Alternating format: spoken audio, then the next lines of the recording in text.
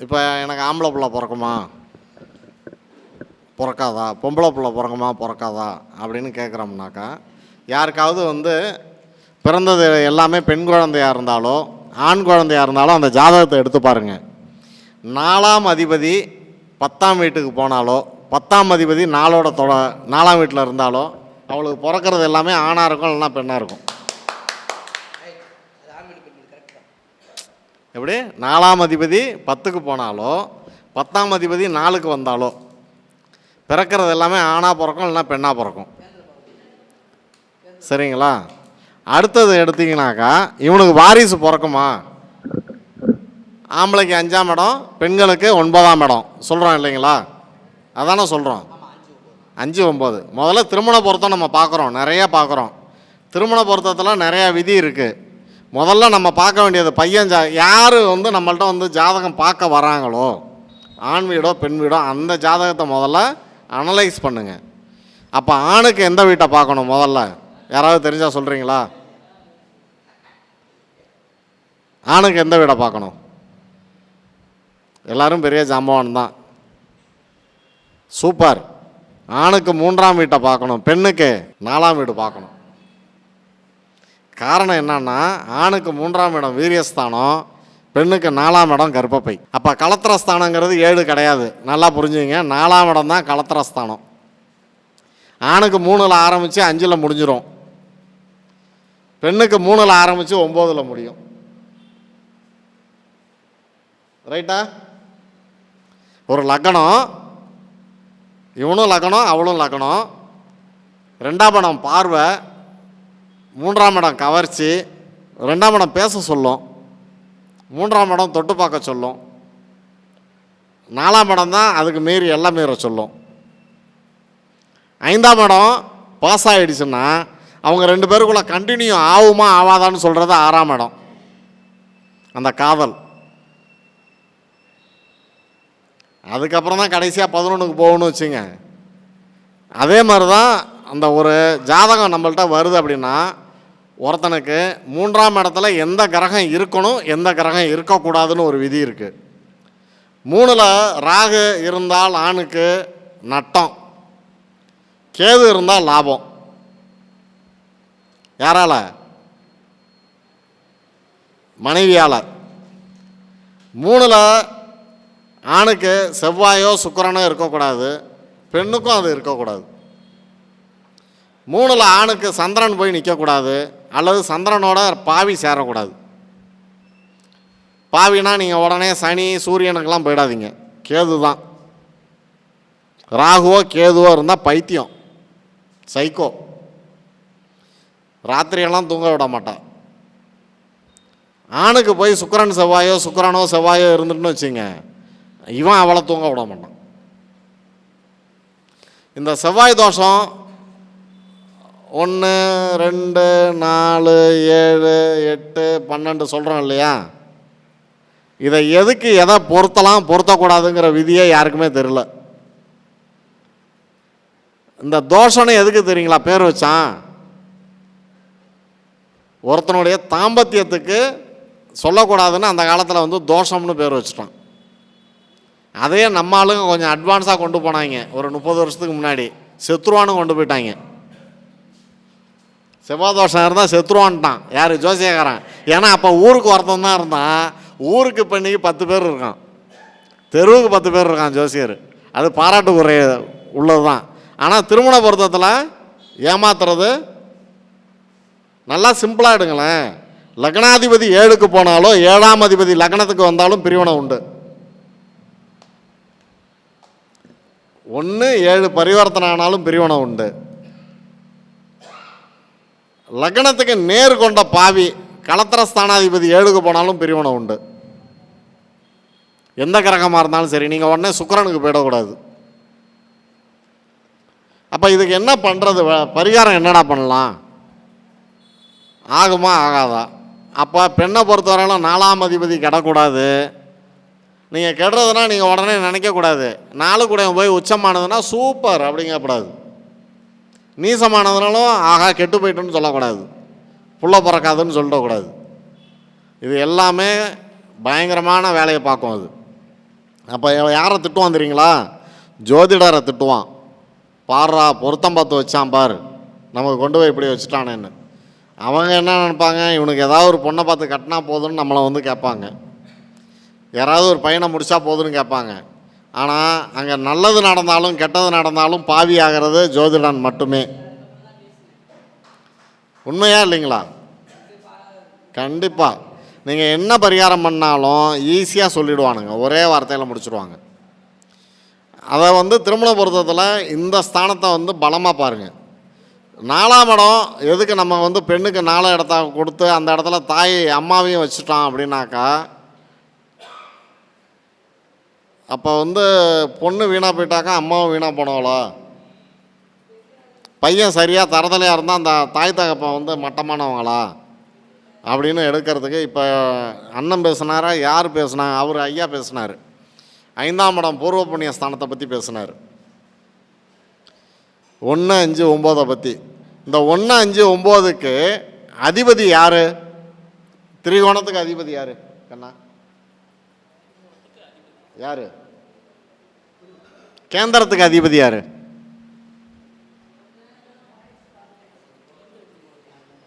சொல்லுங்க, நல்லா புரிஞ்சுங்க. திரிகோணத்துக்கு அதிபதி சூரியன். 1ஆம் காலபுருஷத்தில் 1ஆம் வீட்டுக்கு உச்சமாகவும் 5ஆம் வீட்டுக்கு ஆட்சியாகவும் 9ஆம் வீட்டுக்கு பாவகத்துக்கு அதிபதியாகவும் வருவார். கேந்திரத்துக்கு யாருன்னா சந்திரன் மட்டுமே. சந்திரன் என்ற வீட்டுக்கு 4ஆம் இடம் பூரா கேந்திரஸ்தானம் பலமாகும். அது பாவியாக இருந்தாலும் சரி, மாரகமாக இருந்தாலும் சரி. அவன் ஒருத்தன் பிச்சைக்காரன் நீங்கள் சொல்லிட்டீங்கன்னு வைங்க, சந்திரனுக்கு 4ஆம் வீடு 12ஆம் வீட்டு அதிபதி போய் 4ல் நின்றுட்டுன்னு வச்சுங்களேன், அவன் எங்கேயாவது ஓடியாவது திரவியம் தேடிடுவான். முதல் முற்பகுதி கஷ்டப்படுவான், அதில் மாற்றம் கிடையாது. இவர் தங்கப்பாண்டியன் ஐயா வந்து ஒரு மீட்டிங்கில் சொல்லியிருந்தார் பார்த்தீங்களா, புள்ள பிறந்தோடனே 16 வருஷம். காரணம் என்னென்னா, சூரியன் 6 வருஷம், சந்திரன் 10 வருஷம், 16 வருஷம் வரைக்கும் வனவாசம். சிம்பிளு. நம்ம இன்னும் கொஞ்சம் அட்வான்ஸாக போயிடுவோம், இன்னொரு 16 கூட்டிப்போம், குருவையும் சேர்த்துப்போங்க. 32 வயசு வரைக்கும் வனவாசம். நீங்கள் நல்லா கவனித்து பாருங்களேன். இந்த ஜோசியத்தில் வந்து ரொம்ப நாள் நீட்டிச்சு வரவங்க பூரா பார்த்தீங்கன்னாக்கா, எனக்கு தெரிஞ்சு ஒரு 40 வயசு தாண்டினவங்க தான் ரொம்ப நாள் நீட்டிச்சு வராங்க. அந்த சின்ன வயசில் வந்துட்டேன்னு சொல்லுவாங்க, அதெல்லாம் கொஞ்ச நாளில் போய் அப்படியே புஷ்குன்னு போயிடும். எனக்கு தெரிஞ்சு அவன் பேர் சொல்லக்கூடாது, என்னுடைய ரொம்ப உயிர் நண்பன்னே சொல்லலாம். அவனுடைய ஜாதகத்தை வந்து வகுப்பில் போட்டார். நான் சொன்னேன், டேய் பேசாமல் இருறான்னு. அவனுக்கு வந்து பார்த்திங்கனாக்கா 30 ரூபா ஒரு டோக்கனுக்கு. ஒரு நாளைக்கு வந்து அவன் பார்க்கக்கூடிய டோக்கனை வந்து பார்த்திங்கனாக்கா 100 டோக்கன் பார்ப்பான். 2 பாயிண்ட்டுக்கு மேலே சொல்ல மாட்டான், ரொம்ப பிரபல்யம். அவனுக்கு வந்து காதல் திருமணம் பண்ணுறான், குழந்தை இல்லை. அவன் வந்து படிக்கிறான் ரகு சார்கிட்ட. ஏன்னா எனக்கு பேசிக் தெரியாத அவர்கிட்ட தான் நானும் படித்தேன். படிக்கும்பொழுது அவன் ஜாதகத்தை போடும்பொழுது சொன்னேன், டேய் சும்மாறா, காமிக்காதரா, வேணான்டான் அப்படின்னு. அவர் சொன்னார், புத்திரஸ்தானத்தை பற்றி ரொம்ப அருமையாக எடுப்பார், திருமணத்தையும் இப்போ திருமண பொருத்தமும் ரொம்ப அருமையாக எடுப்பார். அப்போ சொன்னார், இவனுக்கு குழந்தைய பிறக்காது அப்படின்னாரு. நல்லா கவனிச்சிங்க, குழந்தைய பிறக்காதுன்னாரு. நான் சொன்னேன், அதே வகுப்பில் என்கிட்ட உள்ள கெட்ட பழக்கம் அது. இப்போ கொஞ்சம் சூடெல்லாம் குறைஞ்சி போச்சு, அப்போ ரொம்ப இன்னும் டென்ஷன் ஆகும் பயங்கரமாக. ஏன்னாங்க எல்லாருக்குமே தெரியும் ஓரளவுக்கு. டக்குன்னு எழுந்திரிச்சு என்ன பண்ணேன், நீ என்னையா பாடம் நடத்துகிற அப்படின்னு. இவனுக்கு குழந்தை உண்டியா அப்படின்னா. எப்படி அப்படின்னாரு. முதல் குழந்தை ஒரு குழந்தை, 2வது குழந்தை ரெட்டை புள்ளன்னு. ஆனால் கொஞ்சம் மாறுதல் நடந்து போச்சு. முதல் குழந்தைய ரெட்டை புள்ள, 2வது குழந்தை ஒரே புள்ள. ஆனால் பிறந்தா 3 அவனுக்கு பொண்ணாக பிறக்கும், இல்லைன்னா ஆணாக பிறக்கும் அப்படின்னு. அப்போ அவனை பார்த்து கேட்டேன், டேய் நீ உனக்கு குழந்தை பிறந்துட்டுனா ஒரு விஷயத்தை விட்டுறணும், எதை விடுவா அப்படின்னு கேட்டேன். எனக்கு புள்ள பிறந்துருச்சுன்னா இந்த ஜோசியத்தை நான் விட்டுறான்னா. இன்றைக்கி விருதாச்சலத்தில் மெடிக்கல் வச்சுருக்கான், நம்ப மாட்டீங்க. ஜோசியத்துக்கு நான் வந்து அவனை பல முறை ட்ரை பண்ணிட்டேன், வாடா ஒரு மீட்டிங்காவது வாடா அப்படின்னு சொல்லி. முடியவே முடியாதுன்னான்ட்டான். ஏன்னு கேட்டிங்கனாக்கா, எந்த ஜாதகமும் எந்த இடத்துலையும் நம்மளை ஏமாற்றிடும். நம்ம இதுக்குள்ளே தான் முடிச்சிட்டோம், இதோட இந்த விஷயம் நமக்கு முடிஞ்சு போச்சு, நம்ம வந்து எல்லாம் கற்று தேர்ந்துட்டோம் அப்படின்னு நீங்கள் நினச்சிங்கன்னா முதல் முட்டாள் நம்மளே. ஏன்னு கேட்டிங்கனாக்கா நம்ம படிக்க படிக்க படிக்க ஒரு ஒரு நாளும் ஒரு ஒரு ஜாதகமும் நமக்கு அனுபவத்தை சொல்லி கொடுத்துக்கிட்டே இருக்கும், புதுசு புதுசாக. உண்மையா ஐயா? ஆர்வம் ஐயா? ஐயோ காரணம் என்னன்னு கேட்டிங்கன்னா, உதாரணத்துக்கு இன்றைக்கி காலையில் ஐயா சாட்சி, அந்த ஜாதகத்தை எடுக்கவே இல்லை. நான் எடுக்காமலே நான் சொல்கிறேன், உன் பொண்ணுக்கு சுக்கிரன் உச்சமாக இருக்கும் பாரு அப்படின்னு. உன் பொண்ணு வந்து வகுப்புக்கு +1 +2 படிக்கிறப்ப கவனமாக பார்த்துக்கோ, வேறு பள்ளிக்கூடத்துக்கு மாற்றிக்கோன்னு சொல்கிறேன். எனக்கு மண்டைக்குள்ளார அது ஓடுனுச்சு. கடைசியாக கிளம்ப போகிற நேரத்தில் என்ன பண்ணேன், உன் பிள்ளை ஜாதகத்தை கொண்டு வந்திருக்கேன் அப்படின்னு கொடுத்தாப்புல. இப்படி விரித்தேன், கடகல கணத்துக்கு 4ஆம் அதிபதி 9ல் உச்சம், முடிஞ்சு போச்சு. எப்படி பாருங்கள் ஒரு இன்ஸ்டியூஷன். இப்போ ஐயாட்ட கேசவன் சார்கிட்ட சொல்லிகிட்டு இருந்தேன் நான், என்ன காரணம் அப்படின்னாக்கா, நம்ம கணிக்கும் பொழுது அப்பனுக்கு ஜாதகத்தை எடுத்தோம்னா பிள்ளைய பற்றி பேசணும், பிள்ளை ஜாதகத்தை எடுத்தோம்னா அவன் பாட்டனை பற்றி பேசணும், அவன் வீடு எந்த மாதிரி அமைப்பில் இருக்குன்னு சொல்லணும். ஒரு ஜோசியக்காரன் எடுத்தோம்னா எதாவது பேசணும், வீட்டை பேசணும், அவன் சாமி குலதெய்வத்தை பேசணும், அவனுடைய இன்றைக்கி கஷ்டம் எப்படி இருக்குன்னு பார்க்கணும், இந்த கஷ்டத்துலேருந்து அவன் வெளியில் வருவானா மாட்டானா. தீர்வு சொல்ல தெரிஞ்சதுன்னா ஜோதிடர், இல்லைன்னா எனக்கு சொல்ல தெரியல. காரணம் என்னன்னா, நம்ம ஒரு ஜாதகத்தை நம்ம படித்தோம்னா அந்த கர்மா நம்ம தலையில், அவன்கிட்டருந்து 100 ரூபா காசு வாங்கினோம்னா அந்த கர்மா நம்ம தலையில் மட்டும் இல்லை, நம்ம பிள்ளைங்க தலையிலையும் போகும். அப்போ நம்ம கரெக்டாக சொல்லணும், எவன் வாயிலையும் விடக்கூடாது. நம்ம சொல்லலாம், போனையா அந்த ஆள் கண்ணம்னா அசிங்கமாக திட்டி விட்டான் அப்படிம்பாங்க, அது வேறு மாதிரி. சொன்னார்யா அடிபட்டுடுச்சு, அதே மாதிரி நடந்துருச்சு அப்படின்னு. இப்போ மாயாவரம் கலியமூர்த்திகிட்ட நீங்கள் போனீங்கன்னு வைங்களேன், யாராக இருந்தாலும் பயப்படுவாங்க, யாராக இருந்தாலும். நான் கண்கூடாக பார்த்தேன், நான் விட்னஸ்ஸு. அவர் சொல்லுவார், டேய் 3 நாள் உன் பொண்டாட்டியை விட்டு நவரப்படாதரா, நீ நவுந்தினாக்கா 7 நாள் சொன்னார், செத்துருவான்னாரு. ஒரு 2 மணி நேரம் தான் நவுந்தாங்க, செத்துட்டான். இவரை தூக்கி கொண்டு போய் ஜெயிலில் வச்சுட்டாங்க. ஏன்னா அவன் டைரியில் எழுதிட்டு செத்துட்டான். பெரிய நகைக்கடைக்காரன்.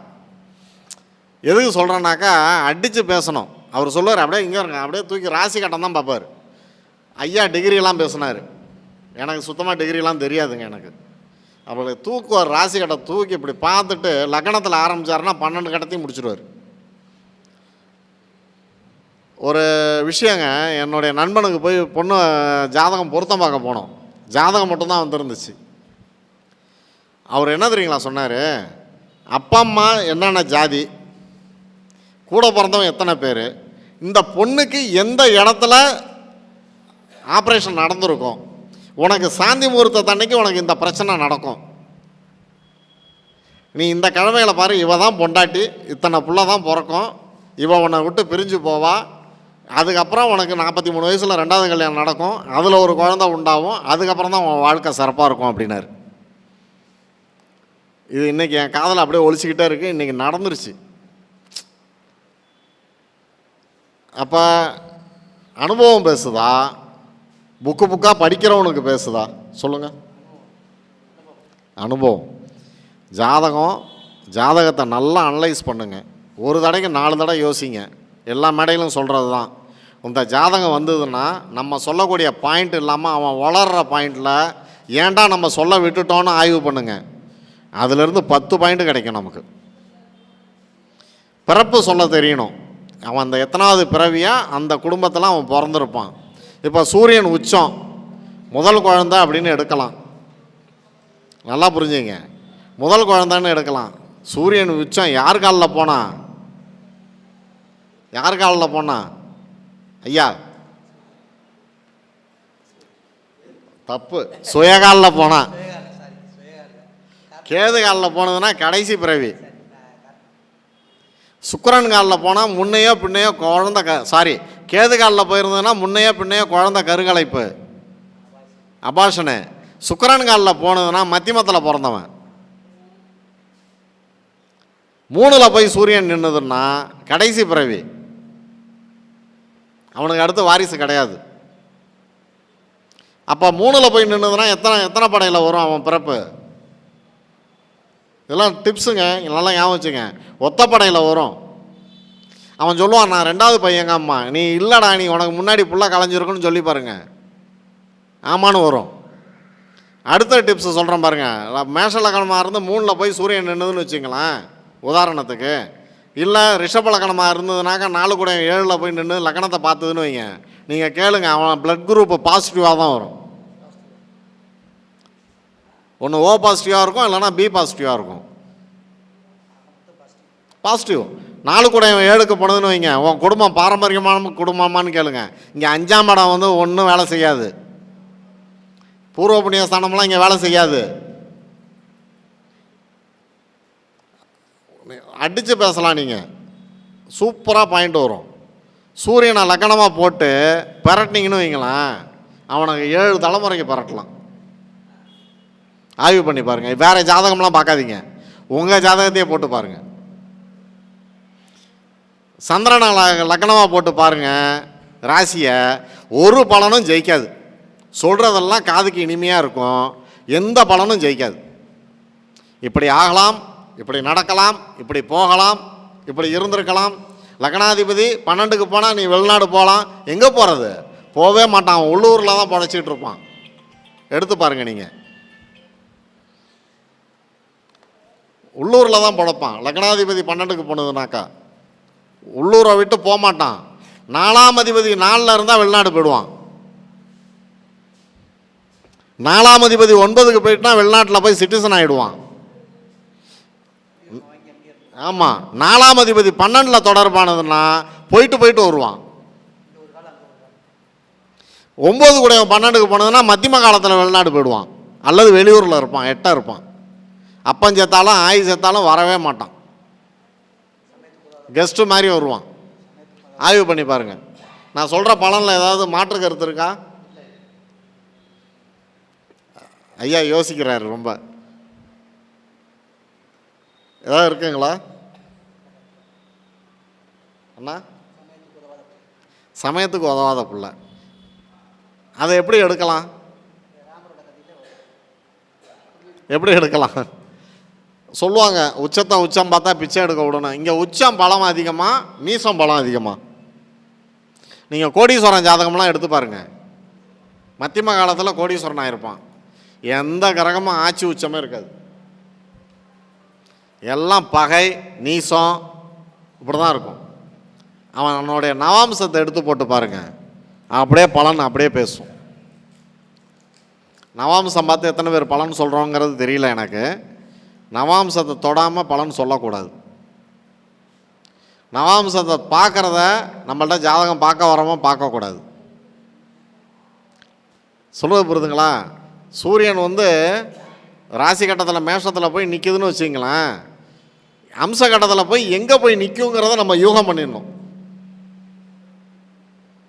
இவனுக்கு திருமணத்துக்கு முன் வாழ்க்கையா பின் வாழ்க்கையா, ஜெயிப்பானா ஜெயிக்க மாட்டானா, என்னடா எப்போ கல்யாணம் பண்ணோம், குடும்பம் பண்ணுறோம், பிள்ளையும் பெற்றுட்டோம், பிள்ளையால் புருஷனால் சுகத்தை அனுபவிக்கலாம், ஆசையாக இருந்தோம், புருஷனால் இல்லை, பிள்ளையால் சுகத்தை அனுபவிக்கலாம், பிள்ளையால் இல்லை.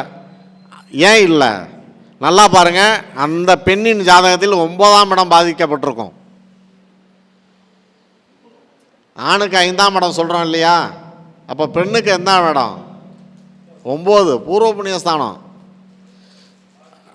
பட்னத்தார் சொன்ன பாடல் தான், அடி குண்டிதல்ல புள்ள பெற்றாலும் அந்த பிள்ளைக்கு வந்து பிள்ளையால் சுகம் இருக்குமா இருக்காதா? என்ன காரணம் அப்படின்னு கேட்டிங்கனாக்கா, பொண்டாட்டி புருஷன் செத்து பொண்டாட்டி இருந்துடலாம், பொண்டாட்டி செத்து புருஷன் இருக்கக்கூடாது. ஏன்னா பிள்ளைக்கு வந்து நம்ம என்ன முடியாமல் அடிபட்டு கிடந்தாலும் சரி, நம்மளால் முடியுதோ முடியலையோ, நான் கண்கூடாக பார்த்துருக்கேன், தூக்கி அவனுக்கு நல்லது கெட்டதை பார்த்துருவோம். நம்ம கிடந்தோன்னு வைங்க, 2 நாள் பார்ப்பான், 3ஆம் நாள் திரும்பியே பார்க்க மாட்டான்.